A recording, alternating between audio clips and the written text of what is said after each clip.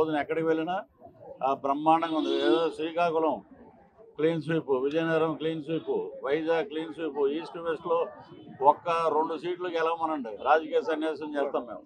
అలాగే కృష్ణా, గుంటూరు, నెల్లూరు, ప్రకాశం డిస్ట్రిక్ట్, చిత్తూరులో కూడా సగం పోయినసారి వాళ్ళు 10కి 10, 10కి 9, 10కి 10 అనుకుంటా.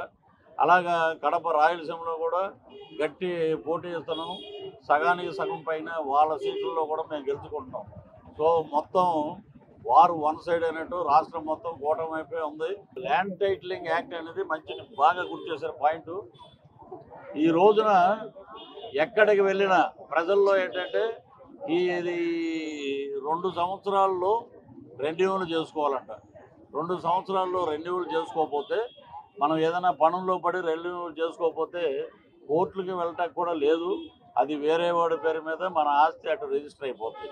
ఇది వాస్తవం. ఇది వాళ్ళు ఎన్ని రకాల బెదిరించినా, చంద్రబాబు గారి మీద, లోకేష్ మీద కేసులు పెట్టినా అవన్నీ కరెక్ట్ కాదు. నేను అంటా, అతను ఏం నారాయణ చెమటలు పట్టే ఫ్యాన్ అయ్యమంటావా అని అడిగా.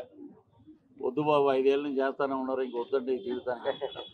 అది రాష్ట్ర ప్రజల యొక్క మనోభావాలు. ఇప్పుడు అది ఎక్కడికి వెళ్ళినా ఏంటంటే ప్రజలు ఏంటంటే ఈ దుర్మార్గ పరిపాలన అర్థం చేసుకున్నారు. కాబట్టి బటన్లకి కొంచెం కష్టం.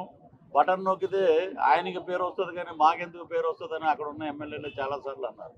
ఇప్పుడు మరలా 2 బటన్లు నొక్కమనంటే మేము నొక్కమండి. మేము డైరెక్ట్గా 2 బటన్లు, ఒకటి ఎమ్మెల్యేకి, ఒకటి ఎంపీకి అద్భుతమైన తీర్పిస్తాం.